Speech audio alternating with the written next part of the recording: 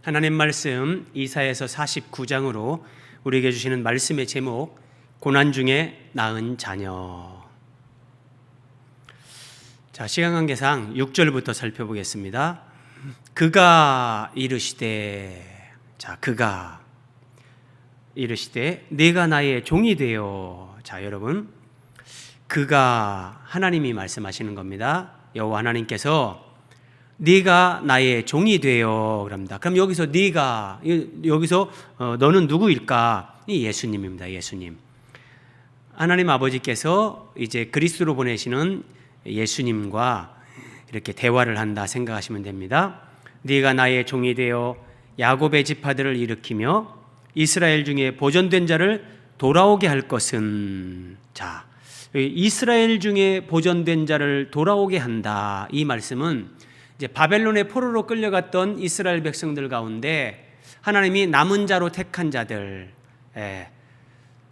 믿음으로 준비되고 이제 돌아오게끔 준비된 자들, 이스라엘 중에 보존된 자를 돌아오게 할 것은. 자, 여러분, 제가 늘 말씀드리지만 출애굽이나 출바벨론은 예수 그리스도께서 우리를 구원하실 그 영적인 구원, 하나님의 참된 구원에 관한 예표, 모형, 그림자입니다. 출애굽도 출바벨론도. 근데 지금은 이제 출바벨론을 통해서 하나님께서 이 구원을 말씀하시는 건데, 잘 보세요. 이스라엘 백성들이 이제 포로로 끌려갔다가 70년 만에 바벨론에서 돌아오는 걸 말씀하시는 건데, 이스라엘 중에 보존된 자를 돌아오게 할 것은 매우 쉬운 일이라. 여러분, 바벨론에서 이스라엘 백성들, 그들이 돌아오게 하는 것은 하나님이 보실 때 매우 쉬운 일이라는 거예요. 이스라엘 백성들, 당시 유다 백성들이 생각할 때는 우리가 이 바벨론 제국에서 언제 돌아가겠는가, 그게 크고 어렵게 보였을지 모르지만 하나님이 바벨론에서 돌아오게 하시는 거, 이것은 매우 쉬운 일이다. 그럼 하나님이 이걸 왜 매우 쉬운 일이라고 하시냐? 제가 설명드린 것 같이 이건 예표예요. 예표. 바벨론에서 돌아오는 것, 출 바벨론을 통해서 하나님의 구원을 이렇게 모형과 그림자로 보여주고 설명하는 건데, 예표적으로 하는 것은 쉬운 거라는 거예요. 출애굽할 때도 이스라엘 백성들이 유월절 양을 잡아서 문설주에 피를 바르고 그게 뭐가 어렵습니까? 그런데 여러분, 자, 이건 매우 쉬운 일이라. 그렇다면 이게 출애굽이나 출 바벨론이 하나님 앞에 매우 쉬운 일이라면 하나님 앞에 정말 어려운 일도 있다는 거예요. 정말 어려운 일. 그 어려운 일은 뭘까? 내가 또 너를 이방의 빛으로 삼아, 예수 그리스도를 이방의 빛으로 삼아 나의 구원을 베풀어서 땅끝까지 이르게 하리라. 하나님의 구원을 실제 이루어가는 거, 이것이 매우 쉬운 일과 대조적으로 하나님도 매우 어려운 일이라는 거예요. 근데 여기서 오늘 제가 깊이 생각하고 싶은 것은 뭐냐면, 하나님은 이것을 매우 어려운 일이다 이렇게 표현을 하시는데, 오늘날 너무나 많은 사람들은 예수 믿고 구원받는 것을 참 쉽다고 생각을 해요. 근데 그렇지 않다는 거예요.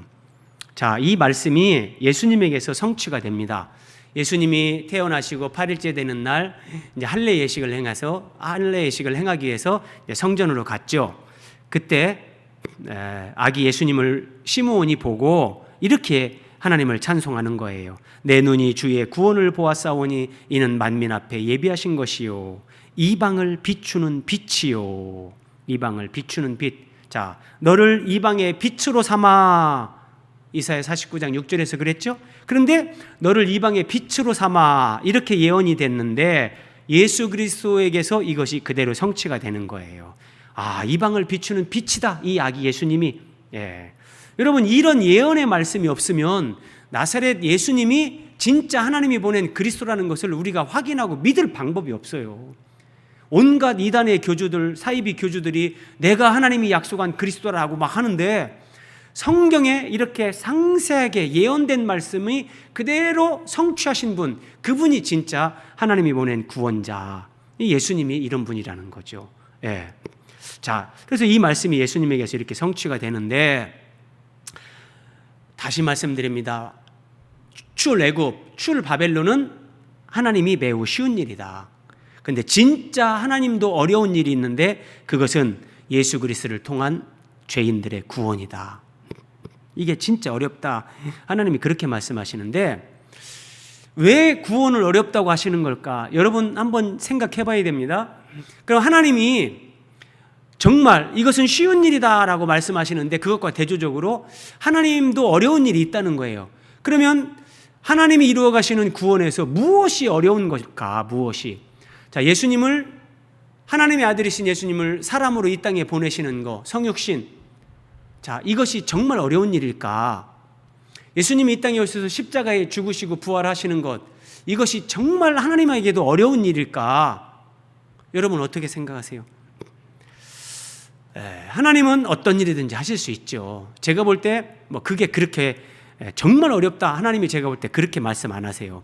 하나님에게 정말 어려운 것은 뭐냐? 예수님이 이 땅에 오셔서 십자가에서 대속 죽음으로 죄인들을 이제 구원할 수 있는 길을 열으셨어요.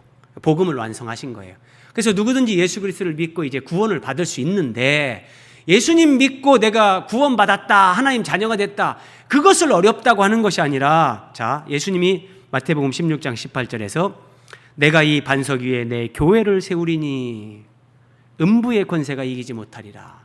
예수님을 믿고 구원받은 자들을 예수님의 몸인 교회로 세우십니다.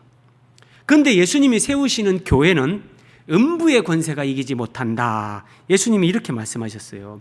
음부의 권세, 죄, 죽음, 사망, 어떤 사탄적인 요소들, 자, 이런 권세가 예수님이 세우는 교회는 이기지 못한다는 거예요. 자, 하나님이 출 바벨론은 매우 쉬운 일이다. 이스라엘 백성들 바벨론에서 돌아오게 하는 거 하나도 어렵지 않다. 그런데 영적 출 바벨론, 영적 출애굽, 예수 그리스도를 믿고 이 바벨론, 세상이 이 사탄의 왕국, 사탄이 왕노릇하는 이 세상 바벨론에서 마귀에게 종노릇하던 사람들을 예수 그리스도가 구원하십니다. 그런데 그 예수 그리스도를 믿고 구원받은 자들을 예수님은 예수님의 몸인 교회로 세우십니다. 이것이 어렵다는 거예요. 이것이요. 자, 교회를 세우는데 뭐가 어렵는가? 동의가 안 되는 분이 아직 계실지도 모르는데, 자, 교회는 건물이 아닙니다, 여러분. 돈만 있으면 짓는 이 건물을 교회라고 하는 것이 아니라 예수님을 믿고 구원받은 사람들을 교회라고 하는데, 예수 믿고 구원받은 사람들이 음부의 권세가 이기지 못하는 사람으로 세우는 거, 이게 어렵단 말이에요. 이게요. 사탄은 음부의 권세, 사탄의 권세, 죽음의 권세, 사망 권세를 가지고 사람들에게 죄를 짓게 만들고 육체의 욕망을 따라 살게 만들고 눈에 보이는 세상 것, 거기에 집착하며 살게 만든단 말이에요. 그런데 이런 사탄의 권세가 이기지 못하는 그런 주님의 사람들, 주님의 몸으로, 그런 교회로 하나님이 세우시는 거, 이것이 정말 어려운 일이라는 거예요. 이것이요. 종교개혁 이후에 기독교의 구원론은 이런 부분에 있어서 조금 아쉬운 면들이 있어요. 믿음으로, 오직 믿음으로 구원받는다, 그건 맞는데, 오직 믿음으로 구원받는다고 할 때 그 믿음과 구원에 대해서 조금 더 성경적으로 입체적이고 그런 종합적인 구원론에 대해서 조금은 설명이 미흡한 감이 있다. 자, 8절 보세요. 여호와께서 이같이 이르시되 은혜의 때에 내가 내게 응답하였고, 은혜의 때, 예수님이 이 땅에 오셔서 십자가 구속을 이루시고, 보라 지금은 은혜 받을 만한 때요, 보라 지금은 구원의 날이로다. 이게 예수 그리스도 안에서 우리에게 은혜의 때가 임한 거예요. 구원의 날에 내가 너를 도왔도다. 내가 너를 백성의 언약으로 삼으며. 기가 막힌 말씀이었어요. 여기서 너라는 것은 예수님이라고 제가 설명드렸죠. 자, 너를 백성의 언약으로 삼으며. 자, 이 말씀이 어떻게 성취가 됩니까? 예수님이 최후의 만찬, 성찬식을 하시면서 이 자는 내 피로 세우는 새 언약이다. 그 예수 그리스도를 언약으로 삼는 거예요. 제가 예전에 한번 설명드렸는데, 여러분, 새 언약은 하나님과 예수님과 맺으시는 거예요. 예수님이 우리의 대표가 돼서 하나님 아버지와 새 언약을 맺는 거예요. 우리는 예수 그리스도를 믿음으로 이제 그 새 언약 백성이 되는 거고요. 우리 개인이 하나님과 언약을 맺는 게 아니에요. 우리 개개인이 하나님과 만약에 새 언약을 맺는다면 우리의 구원은 언제든지 흔들릴 수 있어요. 왜냐하면 우리는 연약하고 언제든지 죄질 수 있고 넘어질 수 있고 하나님을 등질 수도 있는 그런 가능성이 있는 존재들이기 때문에요. 그래서 예수님을 언약으로 삼는다. 그리고 또 보세요. 이사야 49장 8절에 언약으로 삼으며 나라를 일으켜 나라를 그들에게 그 황무하였던 땅을 기업으로 상속하게 하리라. 여러분, 여기에서 나라는 1차적으로 멸망했던 이스라엘 나라겠죠. 그래서 바벨론에서 이스라엘 백성들이 돌아오게 해서 다시 그 나라를 하나님께서 세우고 그 황무하였던 땅을 이스라엘 백성들에게 다시 기업으로 주겠다. 1차적으로 이런 의미지만 항상 궁극적으로 예수 그리스도 안에서 하나님이 우리에게 계시하는 바가 있다는 거예요. 자, 언약을 삼으며 예수님이 오셔서 우리의 새 언약이 되셨어요. 그리고 나라를 일으켜, 이 나라가 어떤 나라냐? 예수님 말씀입니다. 그때의 임금이 그 오른편에 있는 자들에게 이르시되 내 아버지께 복받을 자들이여 나와 창세로부터 너희를 위하여 예비된 나라를 상속받으라. 이게 하나님의 나라. 자, 이사야 49장 8절에서 나라를 일으켜 기업으로 상속하게 하리라 그랬잖아요. 근데 예수 그리스도를 믿고 새 언약 백성 된 그들에게 주님은 하나님의 나라를 상속받게 하십니다. 이렇게 신약 성경에서 이게 성취가 되는 거예요. 9절 말씀, 내가 잡혀있는 자에게 이르기를 나오라 하며.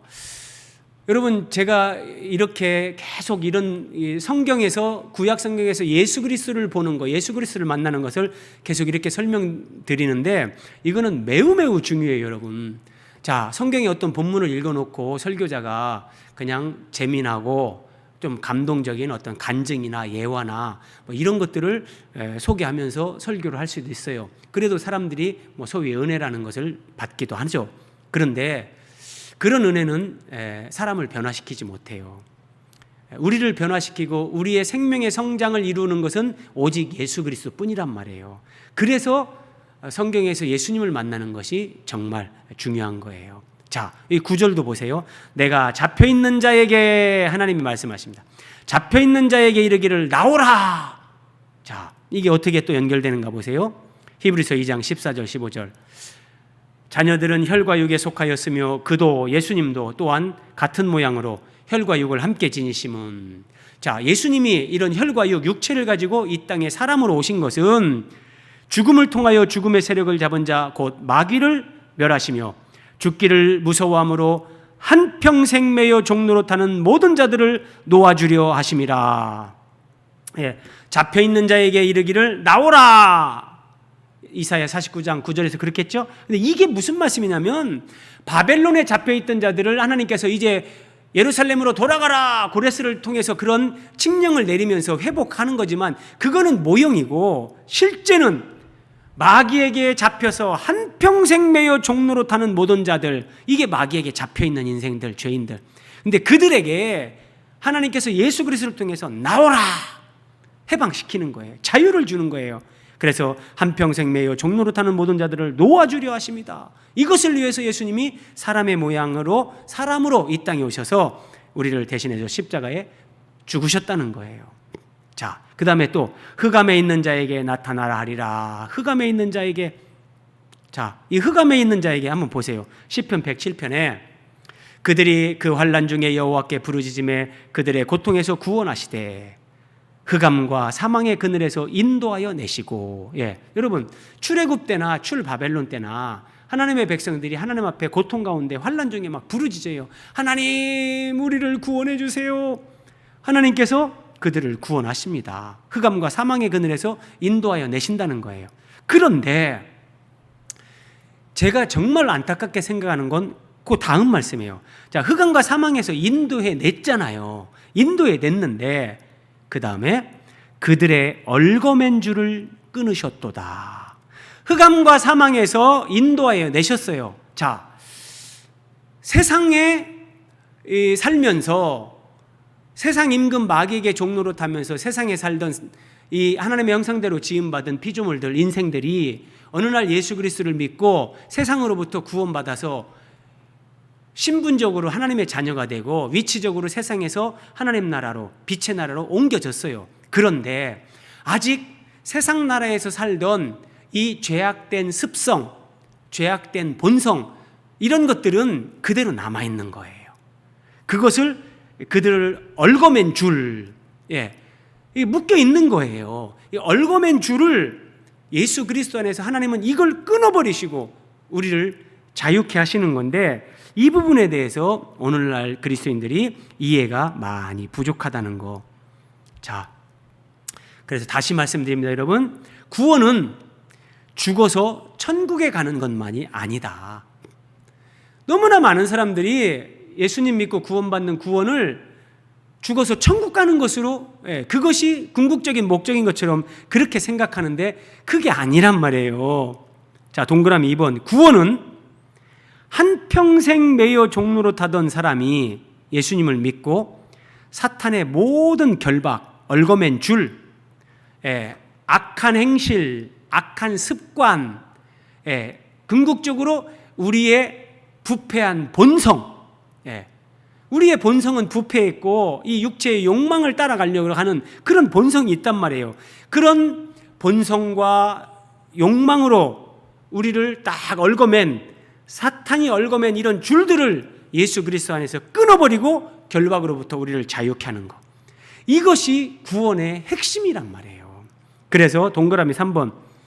죄와 욕심과 눈에 보이는 세상과 나 자신과 사탄을 이기고, 여러분 잘 보세요. 사탄까지 이기고 그 다음에 우리가 죄를 이기고 욕심을 이기고 세상을 이기고 나 자신을 이기고 사탄을 이기면서 우리는 예수 그리스도의 몸으로 세워지는 거예요. 이게 교회죠. 예수 그리스도의 신부인 거룩한 교회로 세워져 가는 거예요. 이렇게 이기는 자가 되어서 예수님 안에서 예수 그리스도의 몸인 교회, 예수님의 신부인 거룩한 교회로 세워져서 천국에 가는 것, 이것이 구원의 본질, 이것이 하나님이 우리에게 베푸시는 구원의 전체 영역이란 말이에요. 그런데 예수님 믿고 죄를 이기고 어떤 돈 욕심을 이기고 세상을 이기고 나 자신을 이기고 마귀를 이기는 거, 이 부분에 대해서 거의 이해가 없이, 그러면 뭐 예배는 나오죠. 예배당에 나오고 하나님 예배는 하는데, 그런데 여전히 나 자신에게 묶여서 사는 거예요. 예배에 와서도 하나님 영광보다도 내 기분 상하면 뭐 예배 드리는데 심쿵하고, 하나님 앞에서 나를 부인하는 게 안 되고 좀 고난과 억울한 일 당할 때 감사하지 못하고, 여러분 이런 것들은 아직 욕심과 세상과 나 자신과 사탄을 이기는 그 상태로 성숙하지 못했기 때문에 경험하는 것들이거든요. 이런 걸 이기는 자가 되어서 예수 그리스도의 신부 거룩한 교회로 세워져서 천국에 가는 것, 이것이 하나님이 계획한 구원이란 말이에요. 이것이요. 이것을 시편 107편에서는 흑암과 사망의 그늘에서 인도하여 내시고 그들의 얽어맨 줄을 끊으셨도다, 이렇게 표현하는 거고요. 이 부분이 매우 중요합니다, 여러분. 이 시대 특히 우리 한국교회에서는 이 부분에 대해서 정말 설교자들이 더 힘주어서 외쳐야 되는 부분이에요. 왜냐하면 너무나 많은 그리스도인들이 이걸 몰라요. 이걸. 자, 다시 한번 정리하고 넘어갑니다. 하나님께서 이스라엘 백성들을 바벨론에서 예루살렘으로 돌아오게 하는 것, 이것은 매우 쉬운 일이라는 거예요. 자, 우리에게 적용하면 세상에서 살다가 어느 날 예수님 믿고 예배당에 나오는 건 쉬운 일이란 말이에요. 그렇지만 예수님을 믿은 후에 죄를 지던 사람이 죄를 이겨야 되는 거예요. 오직 돈밖에 몰라요. 돈 욕심밖에 몰라요.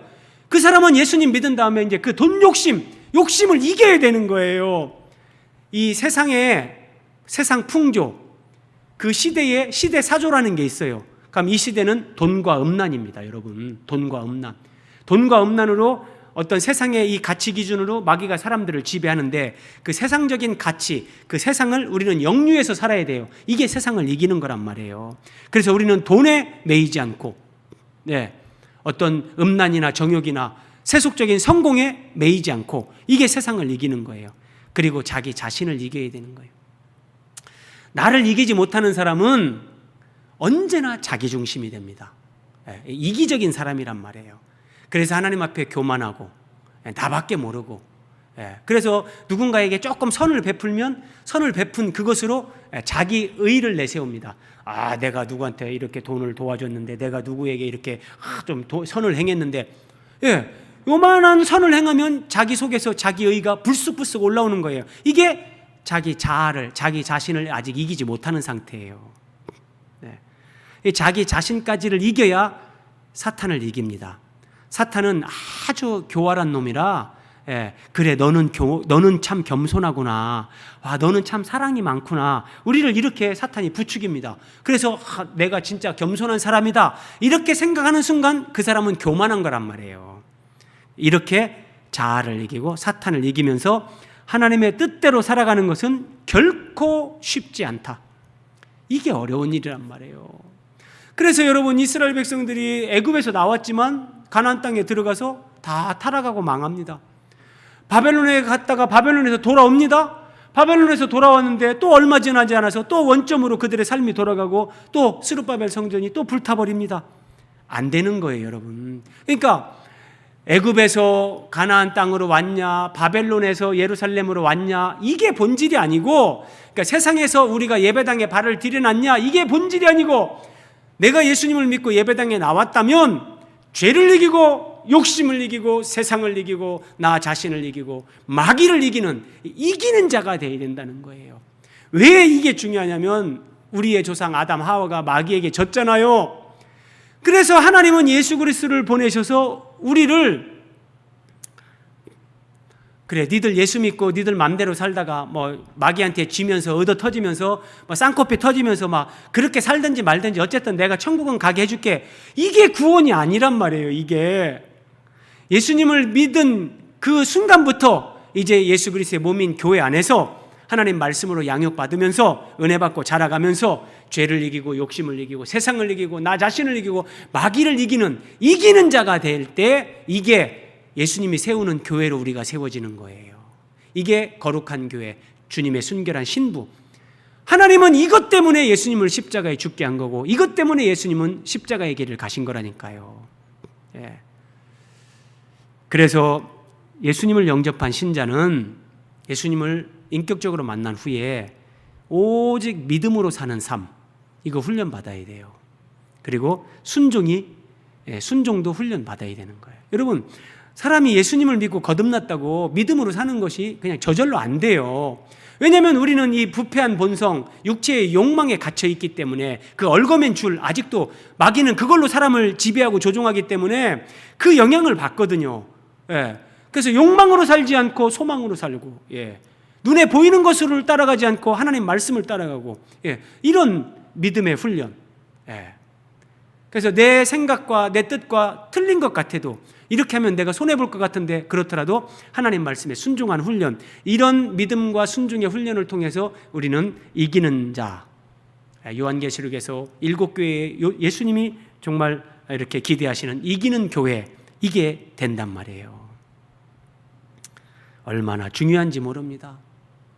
여러분, 이해되시죠? 이제 바벨론에서 돌아오게 하는 것은 매우 쉬운 일이다. 그건 정말 쉬워요. 그런데 하나님도 정말 어려운 것은 한 사람 한 사람을 예수 믿게 한 후에 그 한 사람이 이렇게 자라가고 변화되고 정말 이기는 자가 되기까지, 사나 죽으나 나는 주님의 것이요, 이런 사람으로 세워지기까지 하나님이 우리를 변화시키고 세워가시는 일, 이 일이 진짜 어렵단 말이에요. 자, 10절, 그들이 줄이거나 목마르지 아니할 것이며 상하지 아니하리라. 여러분, 예수님을 믿고 믿음 생활할 때 우리를 그렇게 이제 변화시켜 가는데 여기에 어려움이 있어요. 고난이 있어요. 그런데 하나님이 이렇게 약속하시는 거예요. 믿음으로 살려고 노력하는 그들에게 굶주림이 없다. 영혼에 목마름이 없을 것이다. 그들이 상하지 않을 것이다. 이게 이제 불신자 때 우리가 경험했던 그런 것들인데, 예수 그리스도를 믿고 이 정말 하나님께 돌아온 자들, 그 믿음으로 사는 그 삶을 우리가 살 때 이런 것들을 다시 경험하지 않게 하나님이 은혜 주신다. 그러면서 그들을 긍휼히 여기는 이가 그들을 이끌되 샘물 근원으로 인도할 것이라. 기가 막히잖아요. 샘물 근원으로. 샘물 근원. 하나님이 우리의 생수, 하나님이 우리의 샘, 하나님의 생명에 우리의 생명이 접촉하는 거예요. 성령이 우리 안에 오셔서 내주하심으로 이제 그 은혜의 강물에 우리가 흠뻑 적셔지는 거예요. 예. 믿음으로 연단받는 한 면이 있고, 그래서 믿음으로 살면서 어려움을 겪습니다. 그런데 우리 내면에는 샘물 근원으로 주님께서 인도하는 이 은혜가 폭포수같이 넘쳐나기 때문에 다시는 목마르지 않을 것이다. 이 은혜가 경험되어지고 누려진다는 거예요. 네. 한번 보세요, 여러분. 이사야 49장 10절과 계시록 7장 16절 17절 한번 비교해 보세요. 그들이 다시는 줄이지도 아니하며 목마르지도 아니하고. 이사야 49장 10절 위에 녹색 글자하고 똑같죠? 네. 해나 아무 뜨거운 기운에 상하지도 아니하리니. 이사야 49장 10절에서도 상하지 아니하리니 똑같습니다. 그리고 샘물 근원으로 인도한다고 했잖아요.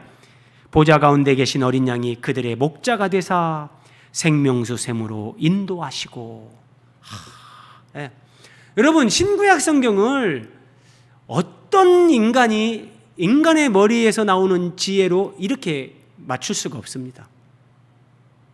성령의 감동하심을 받은 사람들이 성령의 감동으로 하나님 말씀을 기록했기 때문에 이 일관성, 통일성을 가지고 하나님 말씀이 이렇게 연결이 되는 거예요. 예.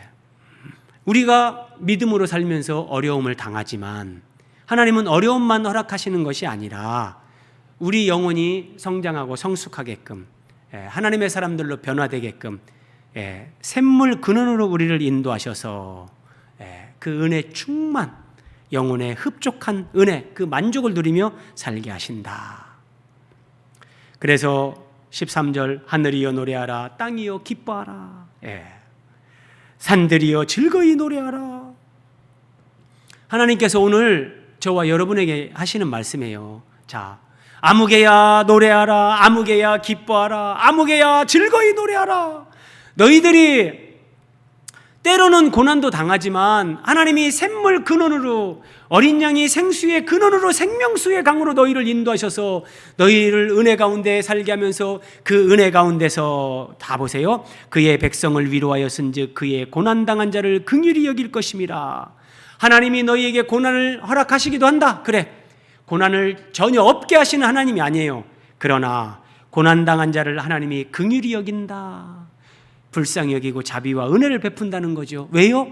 그 고난 가운데 하나님의 자비와 은혜를 베푸시면서 우리가 죄를 이기고 욕심을 이기고 세상을 이기고 자기 자신을 이기고 마귀를 이기는 주님의 거룩한 교회, 주님의 순결한 신부로 우리를 세우기 때문에요. 고난당한 자에게 긍휼을 베푸시는 하나님. 그래서 우리는 고난 가운데 그런 믿음의 사람으로 우리가 변화되어지고 세워지는 거예요. 그래서 노래하라, 기뻐하라, 즐거이 노래하라, 이렇게 말씀하시는 거예요. 여러분도 노래하고 기뻐하고 찬양하시기 바랍니다. 낙심하지 말고 주저앉지 마세요. 그건 믿음이 없는 거예요. 15절 여인이 어찌 그 젖 먹는 자식을 잊겠으며.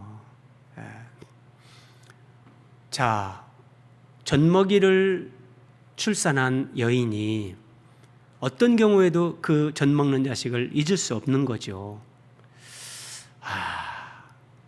그런데 사람은 가끔 이상한 엄마도 있어요. 자식 나놓고 자식 버리는 엄마도 있어요, 뉴스에 보면. 그래서 자기 태에서 난 아들을 긍휼히 여기지 않겠느냐. 그들은 혹시 잊을지라도. 자, 사람 가운데는 그런 엄마, 그런 아버지가 간혹 있다는 거죠. 그들은 혹시 그렇게 할지라도 나는 너를 잊지 아니할 것이다. 나는 어떤 경우에도 하나님은 우리를 그렇게 버리거나 잊거나 그렇게 하지 않는다는 거예요. 자, 여러분 한번 이 그림 보세요. 인도에서 있었던 일인데 화재가 발생했습니다. 근데 건물 안에 이제 막 그 불이 커지고 유독 가스가 이제 많아지면서 그 안에 있으면 다 죽게 되는 거예요. 그때 이 엄마가 아주 어린 아기를 창살 밖으로 꼭 잡고 바깥 공기 마시게 하면서 이렇게 잡고 있는 거예요. 그러면서 엄마는 결국은 죽습니다. 근데 이 아기는 살아남습니다. 이게 모성애예요, 모성애. 인간 엄마도 그 자식을 위해서 이렇게 죽을 수 있고 자기를 희생할 수 있고 어떤 경우에도 자식을 포기하지 않는다는 거예요. 네, 하나님은, 우리 주님은 이 모성애와 비교할 수 없는 그 사랑으로 우리를 꼭 붙드시고 우리를 놓지 않고 잊지 않고 우리를 사랑하신다는 거예요. 이 사랑 때문에 우리에게 고난도 허락하시면서 우리를 변화시켜 가시고 세워 가시는 거예요. 여인이 어찌 그 젖 먹는 자식을 잊겠는가? 간혹 그런 사람이 있을지라도 나는 너를 잊지 아니할 것이다. 16절, 내가 너를 손바닥에 새겼다. 하나님 이렇게 말씀하세요. 내가 너를 손바닥에 새겼다. 이런 식으로요. 자, 이 사람이 자기 손바닥에 이런 호랑이 같은 맹수의 얼굴을 이렇게 새겼어요. 이것처럼 하나님이 우리 한 사람 한 사람의 이름을 하나님 손에 새기고 한 사람 한 사람의 얼굴을 손에 새기고 하나님이 늘 보시는 거예요. 잊을 수 없고 놓을 수 없고 손에 새겨졌는데 이걸 놓을 수가 없는 거죠. 하나님과 그냥 하나가 되는 거예요. 내가 너를 내 손바닥에 새겼다. 그러니까 두려워하지 말라는 거예요. 너희들을 내가 정말 이기는 자로 예수 그리스도의 거룩한 교회로 주님의 순결한 신부로 세워가면서 고난, 시련, 환난이 있지만 두려워하지 마라. 내가 너를 내 손바닥에 새겼다. 20절, 자식을 잃었을 때에 낳은 자녀가 후일에 내 귀에 말하기를.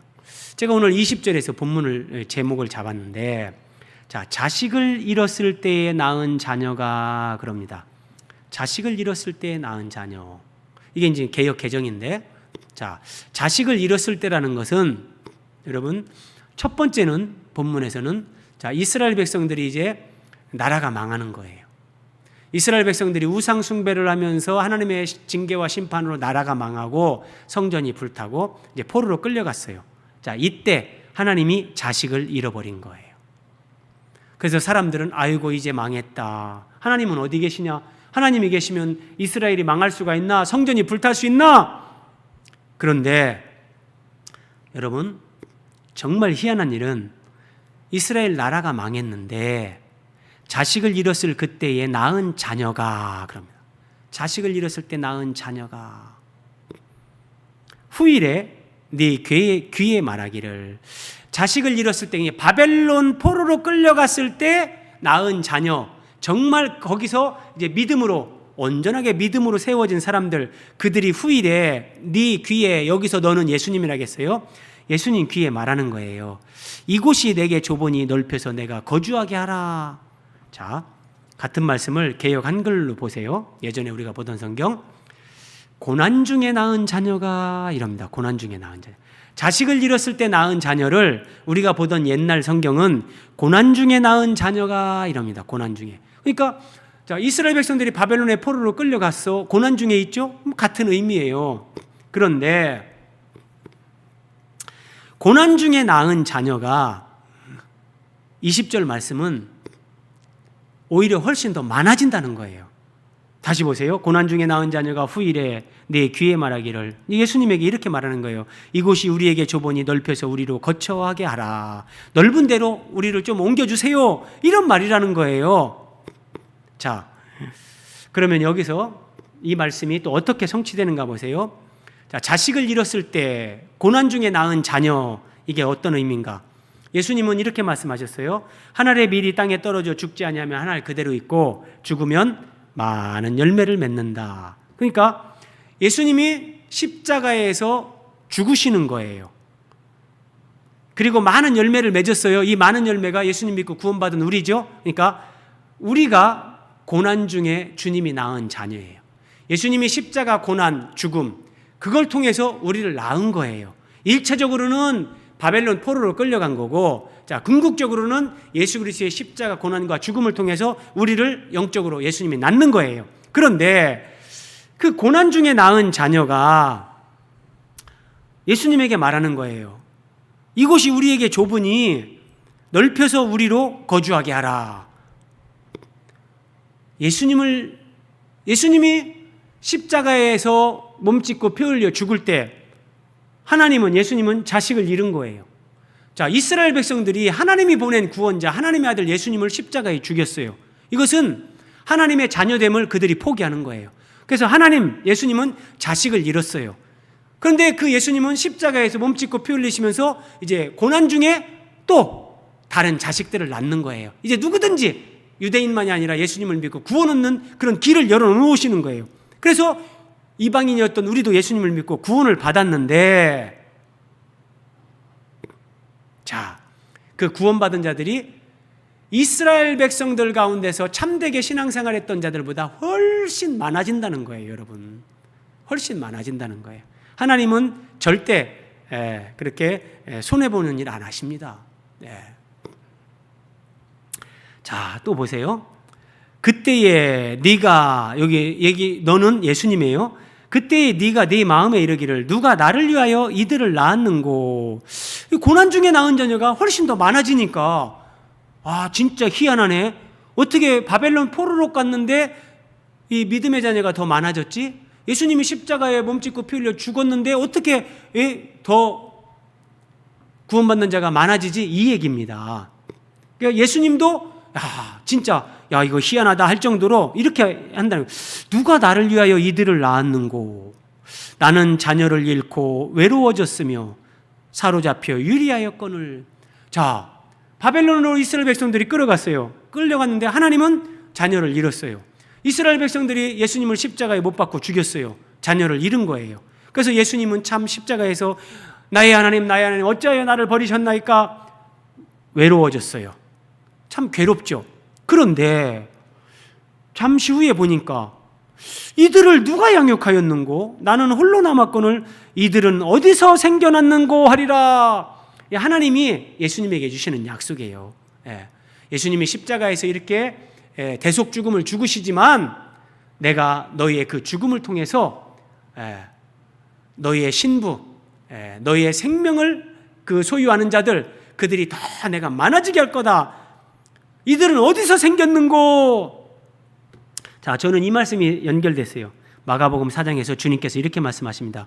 그가 밤낮 자고 깨고 하는 중에 씨가 나서 자라되. 자, 하나님 나라를 설명하는 거예요. 하나님 나라 씨를 뿌렸는데 그 씨가 뿌려지고 밤낮 자고 깨고 하는데 이 씨가 싹을 키우고 줄기가 나오고 열매를 맺고 막 커지는 거예요. 근데 어떻게 그리 되는지 사람들은 알지 못한다는 거예요.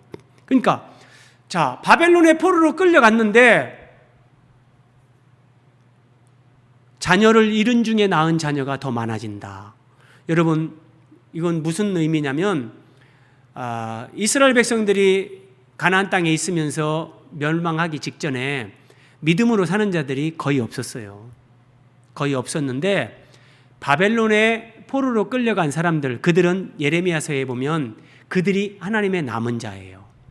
포로로 끌려간 자들이 하나님이 남겨놓은 좋은 무화과 나무, 좋은 무화과 열매, 가나안 땅, 이스라엘 땅에 남았던 자들은 썩은 무화과 떼였단 말이에요. 썩은 무화과.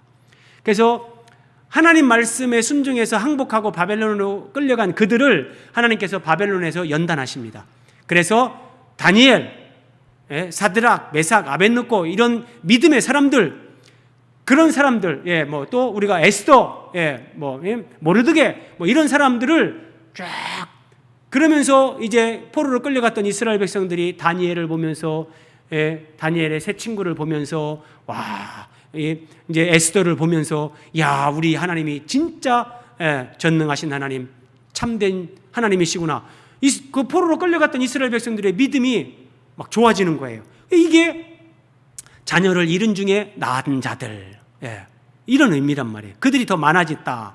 그러니까 바벨론에 끌려갔는데 사람들이 볼 때는, 인간적인 관점으로는 아니 뭐 좋은 일이 뭐가 생길 일이 뭐가 있나. 나라 멸망하고 포로로 끌려갔는데, 그런데 그 고난 중에 하나님은 진짜 믿음의 사람들, 하나님의 사람들을 거기서 더 많아지게 했다는 거예요. 이게 하나님이 하시는 일의 신비입니다. 신비. 우리는 몰라요. 어떻게 그 일이 되는지 알지 못하느니라. 그런데 자고 깨고 하다 보면 개인적으로도 이걸 적용할 수 있어요. 여러분들이 고난을 당하죠. 어려움이 있죠. 인생을 살면서 누구나 다 그걸 반복적으로 경험합니다. 그런데 고난을 겪다 보면 이제 하나님이 분명히 하나님은 신실하신 분인데 이번에는 이 고난을 통해서 나에게 무엇을 깨닫게 하고 어떤 또 은혜를 주시나, 나를 얼마만큼 더 신앙적으로 성숙하게 끌어올리시려고 하시는가, 이런 기대감이 생기는 거예요. 그런 걸 여러 번 경험하다 보면. 그런데 상세하게는 몰라요. 자고 깨고 그냥 하루하루를 살아내는 거예요. 견뎌내고 하루하루를 살아내다 보면 나도 모르게 내가 어떻게 이렇게까지 믿음이 성장했지? 내가 어떻게 이렇게 이제 돈에서 벗어난 사람이 됐지? 내가 어떻게 내 자존심을 내세우지 않는 이런 사람이 됐지? 나도 놀랄 정도로 자고 깨고 하는 중에, 고난 중에 하나님이 우리를 하나님의 자녀로, 예수님의 신부로 그렇게 연단하시고 세우신다는 거예요. 할렐루야입니다, 여러분. 18절. 참 이 말씀 보면서도요, 얼마나 참 감격스러웠는지. 성경은, 신구약 성경이 일관되게 통일성을 가지고 연결이 됩니다. 자, 내 눈을 들어 사방을 보라. 그들이 다 모여 내게로 오느니라. 나 여호와가 이르노라. 내가 나의 삶으로 맹세하노니 내가 반드시 그 모든 무리를 장식처럼 몸에 찰 것이다.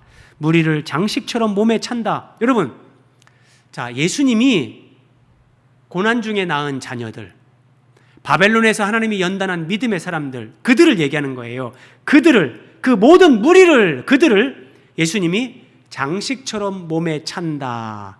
그림으로 한번 보실래요?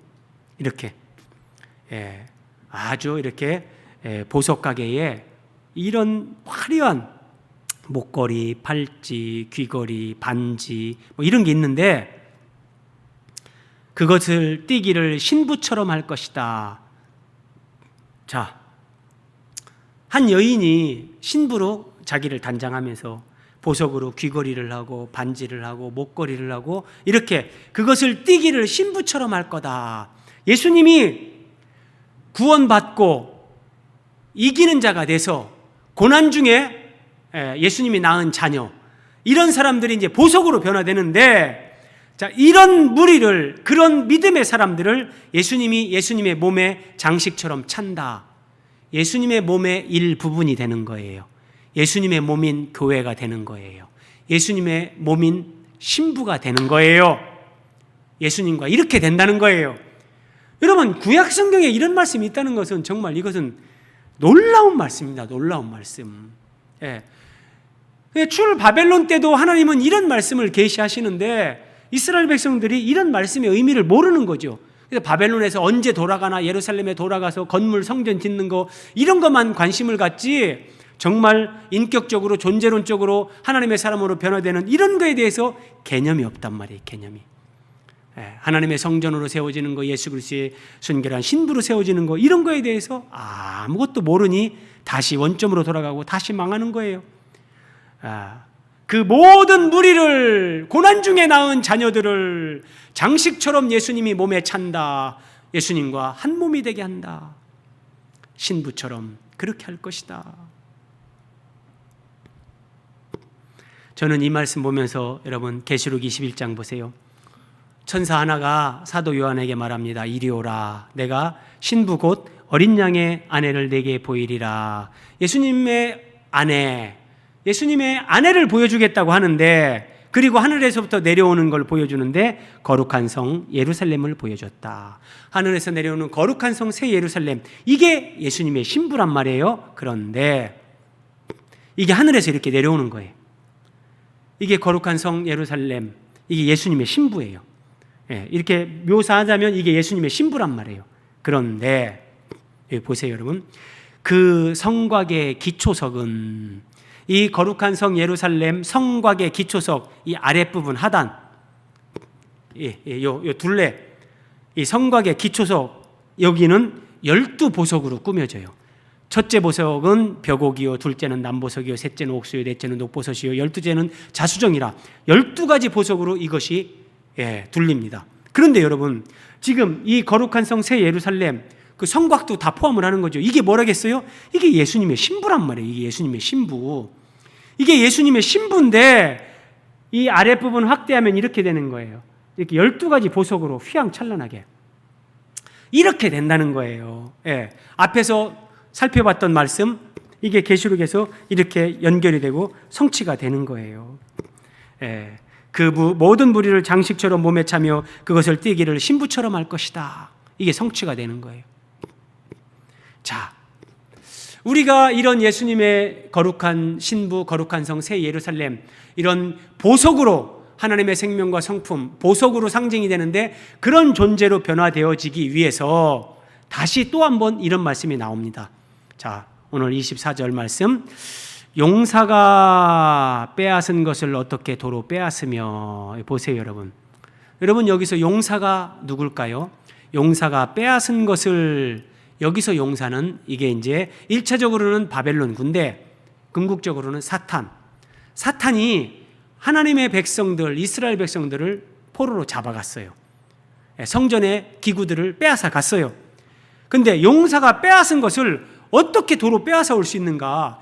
이스라엘 백성들이 바벨론을 쳐서 전쟁에서 승리해서 그것을 도로 찾아온다는 것은 불가능한 일입니다. 군사력으로 되는 일이 아니란 말이죠. 하나님이 지금 그거 말씀하시는 거예요.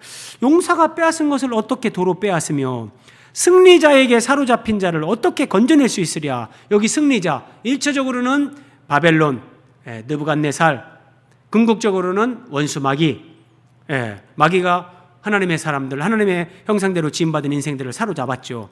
근데 거기서 어떻게 건져낼 수 있으랴? 어떻게? 여러분, 이게 어떻게 가능합니까? 바벨론을 정복하기 위해서는 바벨론보다 더 강력한 군대가 있어야 됩니다. 자, 오늘 25절 마지막 말씀입니다. 여호와가 이같이 말하노라. 용사의 포로도 빼앗을 것이요.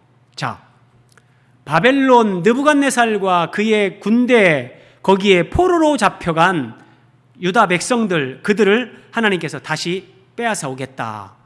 여러분, 이것의 예표가 아브라함의 조카 롯이 가나안 땅 소돔성에서 이제 신할 땅에서 온 연합군, 그돌라오메를 비롯한 이 4명의 연합군에게 잡혀가잖아요.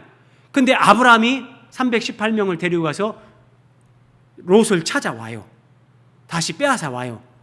이것은 정말 모형인데, 예표인데, 자, 우리 주 예수 그리스도 우리 주님께서 사탄에게 포로로 잡혀 있고 평생에 매여 종로로 타는 자들을 빼앗아 오고 다시 찾아오고 건져내는 거예요. 두려운 자의 빼앗은 것도 건져낼 것이요, 네 자녀를 내가 구원할 것임이라. 하나님께서 예수 그리스도를 통해서 우리를 구원하셔서 사탄으로부터, 사탄의 나라에서 우리를 빼앗아 오고, 사탄이 우리를 지배하고 조종하는 그 모든 것들로부터도 우리를 해방시킬 것이다, 이 말씀이에요. 그래서 예수님은 누가복음에서 이렇게 말씀하셨어요. 강한 자가 무장을 하고 자기 집을 지킬 때에는 그 소유가 안전하다. 여기서 강한 자가 사탄 마귀예요. 사탄 마귀가 사람들을 사로잡고 지배하고 있는데 마귀가 딱 무장을 하고 자기 집을 지키는 거예요. 그때는 마귀의 소유가 안전하다. 근데 여기서 여러분, 그 소유, 그럼 마귀의 소유가 뭡니까? 마귀의 소유가 바로 하나님의 형상대로 지음받았다가 마귀에게 포로로 잡혀있는, 종로로 타는 인생들, 이게 마귀의 소유예요. 그런데 마귀가 무장하고 있을 때 이것을 누구도 거기서 빠져나올 수 없다는 거예요. 그런데 마귀보다 더 강한 자가 와서, 더 강한 자가 와서 그를 굴복시킬 때에는 마귀보다 더 강하신 분, 이게 우리 주 예수 그리스도, 하나님의 아들 예수님, 더 강한 예수님이 와서 마귀의 머리를 깨뜨리면서 이제 마귀를 굴복시키고 마귀에게 잡혀있던 자들을 해방시키는 거예요. 해방시키는 거예요. 참 성경이 여러분 꿀송이죠, 꿀송이. 그런데 자, 제가 마지막으로 다시 한 번만 강조합니다. 하나님의 구원을 잘 이해하셔야 됩니다. 하나님의 구원은 우리가 예수님 믿고 구원받았다고 하면서 세상에서 늘 실패하고 넘어지고 마귀에게 종노릇하다가 아이고 막 어느 날 살다가 아이고 내가 참 인생 험악하게 살았네 하고 그냥 죽어서 천국에 가는 것, 이것이 구원이 아니란 말이에요. 동그라미 2번. 하나님이 우리에게 베푸시는 구원은 우리가 살아있을 때 예수님을 믿고 구원받죠? 그리고 살아있는 동안 예수님을 믿으면서 그 예수님으로 말미암아 죄를 이기는 거예요. 돈 욕심을 이기는 거예요. 이 세상 풍조, 세상의 가치 기준, 시대 사조를 역류해서 이기는 거예요. 나 자신을 이기는 거예요. 그러므로 사탄을 이기는 거예요. 살아있으면서 이렇게 이기는 자가 되어서 예수님의 거룩한 신부로 단장되어져서 영광스러운 모습으로 주님의 신부로 천국에 입성하는 것, 이것을 성경은 구원이라고 한단 말이에요. 이것을요. 이게 구원이란 말이에요. 이게요. 더 강하신 예수님이 우리를 마귀로부터 구원했어요.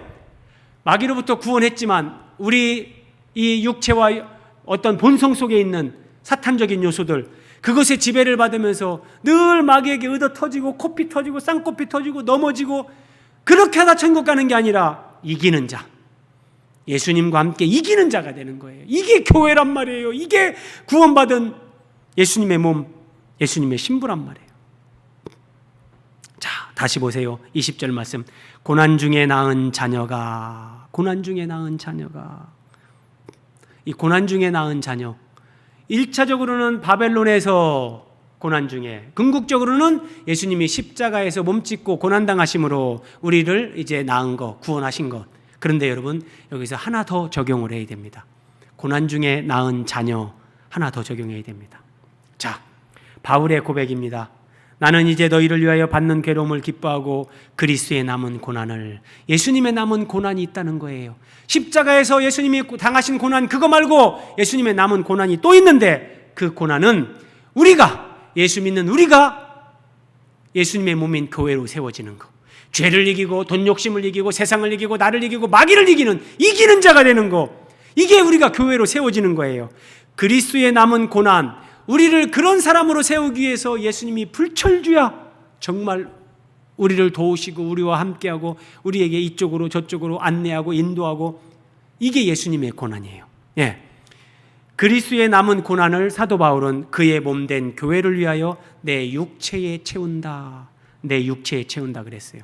여러분, 이것이 제가 볼 때 고난 중에 낳은 자녀, 여기까지 연결돼야 돼요. 낳은 사람 구원받고 천국 가는 거, 그거 여러분, 그것보다 이제는 그리스도의 남은 고난에 동참하면서 다른 사람들이 예수님의 몸인 교회로 이기는 자로 세워지게끔 내가 도와주고 내가 먼저 본을 보이고, 아, 믿음으로 사는 삶이란 저런 거구나 말하지 않아도 삶으로 보여주고, 이게 그의 몸된 교회를 위하여 내가 그리스도의 남은 고난을 내 육체에 채우는 거예요. 예. 다른 지체들이 나를 보고 그렇게 살아갈 수 있게끔, 도전받을 수 있게끔, 예. 주님이 한 사람 한 사람을 교회로 세우는 일에 애쓰시는데, 내가 주님이 애쓰시는 거기에 내가 주님의 손과 발이 돼서, 예, 그의 몸된 교회를 위하여 그리스도의 남은 고난을 내 육체에 채우는 사람들, 이게 마지막으로 고난 중에 낳은 주님의 자녀들. 그래서 그들은 이제 고난당하기 전에는 내가 그릇 행하였더니 이제는 주의 말씀을 지키나이다. 여러분 보세요. 야고보서에서 너희가 여러 가지 시험을 당하거든 온전히 기쁘게 여기라. 여기 시험은 시련입니다. 너희 믿음의 시련이 인내를 만들어내는 줄 너희가 알미라. 이 인내를 온전히 이루라. 이는 너희를 온전하고 구비하여 조금도 부족함이 없게 하려 함이라. 조금도 부족함이, 이게 우리가 이렇게 보석으로 변화되는 거예요. 예수님의 신부, 보석, 12보석으로 변화되는 거예요. 하나님의 속성, 성품, 생명으로 이렇게 변화되는 거예요. 이게 뭐를요? 믿음의 시련이요. 믿음의 시련 가운데 인내하면서 우리가 이렇게 변화된단 말이에요. 예. 그래서 어떤 상황에서도 감사하시기 바랍니다. 오늘 마지막 말씀입니다. 오늘 우리가 살펴봤던 본문에서 하나님의 사랑은 모성애보다 큰 사랑입니다. 여인이 어찌 자기 젖먹이 자식을 잊겠느냐? 나는 너희를 잊지 않겠다 그랬잖아요. 하나님의 사랑은 모성애보다 큰 사랑이고, 하나님의 사랑은 우리를 손바닥에 문신을 새긴 것처럼 절대 지워지지 않는 사랑, 한순간도 우리를 잊지 않는 사랑이에요. 하나님의 사랑은 용사의 포로도 건져내고 구원하는 전능자의 사랑, 바벨론에서 돌아오게 하고 사탄에게서 우리를 건져냅니다. 그런데 거기에 머무는 것이 아니라 하나님의 사랑은 그럼에도 불구하고 우리에게 고난을 허락하시는 사랑입니다. 그리고 고난 중에 우리를 거룩한 교회 순결한 주님의 신부로 우리를 세워가시는 집념의 사랑입니다. 이게 하나님의 사랑입니다, 여러분. 하나님은 우리를 하나님의 거룩한 자녀로 예수 그리스도의 순결한 신부로 세워가는데 절대 포기하지 않습니다. 하나님은 이 집념을 가지고 우리를 모성애보다, 문신보다, 전능자의 사랑보다 더 큰 사랑으로 사랑하심에도 불구하고 고난을 허락하시면서 그 고난 중에서 낳은 자녀, 고난 중에서 우리를 연단하시고 변화시키시고 세워가시면서 하나님의 뜻을 이루셔서 하나님 나라에서 주님과 더불어 그 영광에 참여하게 하시는 겁니다. 이 고난 중에 낳은 자녀, 하나님의 사랑, 이 은혜 기억하시면서 여러분 힘있게 뚜벅뚜벅 하루하루 걸어가시기 바랍니다. 기도하겠습니다.